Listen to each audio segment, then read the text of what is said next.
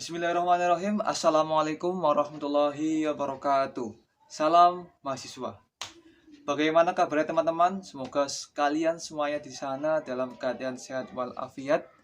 Sebelumnya, di sini kami dari kelompok 7 akan mempresentasikan hasil diskusi kami tentang pendekatan hermeneutik dalam penelitian keagamaan. Kemudian yang kami hormati Bapak Hanif selaku dosen pengampu dan teman-temanku semuanya, izinkan saya di sini sebagai moderator Imam Nofalian Fikri. Kemudian kelompok 7 beranggotakan ada Mbak Istri Setiawati, kemudian ada Mbak Irma Stiani, kemudian ada Mbak Isna Husnul Latifah. Oke, langsung saja mari kita simak presentasi atau hasil diskusi dari kelompok kami. Untuk materi pertama akan disampaikan oleh Mbak Isna. Kepadanya kami persilahkan. Baik, terima kasih kepada moderator. Sebelum mengetahui lebih lanjut, lebih dalam tentang pendekatan hermeneutika dalam penelitian keagamaan, terlebih dahulu saya akan menjelaskan tentang pengertian hermeneutik. Jadi, apa sih pengertian hermeneutika itu? Secara etimologis, hermeneutik berasal dari istilah Yunani, yaitu kata benda hermeneia, yang berarti interpretasi dari kata kerja hermeneuin, yang berarti menafsirkan. Pada ensiklopedia Britannica tentang hermeneutika yang diungkap oleh Fahmi Salim, yang menyatakan bahwa hermeneutika adalah kajian tentang kaidah-kaidah umum untuk menafsirkan Bible, dan tujuan utama dari hermeneutika dan metode-metode takwil Yahudi dan Nasrani sepanjang sejarahnya adalah untuk menyingkap kebenaran dan nilai dari Bible.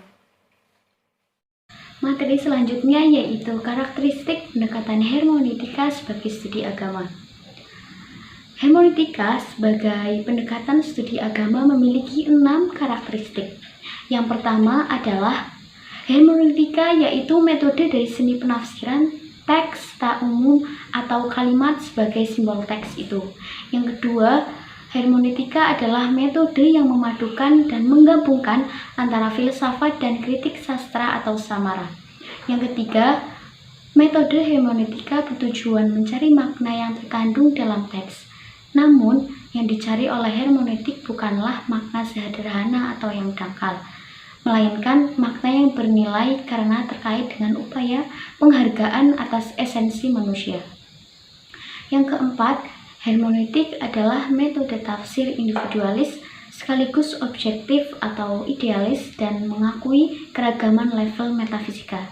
Yang kelima, fungsi metode hermeneutika yaitu memiliki kebebasan atau liberalisme. Yang keenam, adalah metode hermeneutika sebagai salah satu metode kritis atau yang lebih dekat pada spirit metode ilmu-ilmu fisika. Selanjutnya yaitu tokoh-tokoh hermeneutika dan hasil pemikirannya. Yang pertama, Schleiermacher menyatakan bahwa tugas hermeneutik adalah memahami teks sebaik atau lebih baik dari pengalamannya sendiri, dan memahami pengarang teks lebih baik daripada pengarangnya sendiri, dan memahami pengarang teks lebih baik daripada memahami diri sendiri. Yang kedua, Wilhelm Dilthey. Dilthey berusaha membumikan kritiknya ke dalam sebuah transformasi psikologis. Namun, karena psikologi bukan merupakan disiplin historis, usaha-usahanya ia hentikan. Ia menolak asumsi Schleiermacher bahwa setiap kerja pengarang bersumber dari prinsip-prinsip yang implisit dalam pikiran pengarang. Ia anggap asumsi ini antihistoris sebab ia tidak mempertimbangkan pengaruh eksternal dalam perkembangan pikiran pengarang. Yang ketiga yaitu Gadamer ini ialah keterbukaan terhadap yang lain, apapun bentuknya, baik sebuah teks, notasi musik, maupun karya seni. Hermeneutik menurut Gadamer yaitu sungguh-sungguh sebuah seni. Yang keempat yaitu Habermas. Pada dasarnya membutuhkan dialog. Sebuah proses memahami adalah proses kerjasama di mana pesertanya saling berhubungan diri satu dengan yang lainnya secara serentak di dunia kehidupan. Dunia kehidupan mempunyai 3 aspek. Yang pertama yaitu dunia objek, yang kedua dunia sosial, dan yang terakhir dunia subjektif. Yang kelima yaitu pandangan Ricoeur, ialah makna objektif diekspresikan dari niat subjektif sang pengarang. Maka berbagai interpretasi yang dapat diterima menjadi mungkin. Makna tidak diambil hanya menurut pandangan hidup pengarang, tapi juga menurut pengertian pandangan hidup pembacanya. Sederhana, hermeneutika adalah ilmu penafsiran teks atau teori tafsir. Yang terakhir yaitu Jacques, pengarang dan pembaca mempunyai peran yang berbeda satu sama lain. Pengarang teks menulis di dalam kerangka waktunya sendiri dan berharap pembacanya baik dalam posisi yang sama dengannya atau tidak, serta berasal dari zaman yang berbeda dengannya, mempunyai pemahaman yang sama dengannya. Baik, terima kasih kepada rekan-rekanku semuanya yang telah menyampaikan materinya.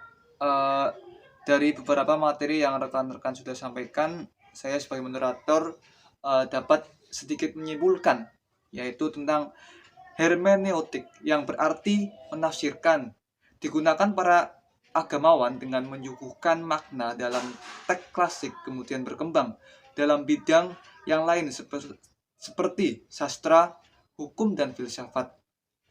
Penelitian dan kajian ini sudah berlangsung lama yang digunakan oleh negara barat kaum sekuler. Hermeneutika berperan dalam studi Islam sebagai alternatif baru, seperti halnya dalam ilmu tafsir yang dapat membantu pemaknaan dari sebuah ayat Al-Quran yang sulit dipahami. Oke, baik, mungkin cukup sekian presentasi dari kelompok 7. Semoga bermanfaat, dan jikalau teman-teman semuanya ada yang masih dibingungkan, bisa bertanya di kolom komentar. Baik, terima kasih. Wallahul muwaffiq ila aqwamit thoriq. Wassalamualaikum warahmatullahi wabarakatuh. Salam mahasiswa.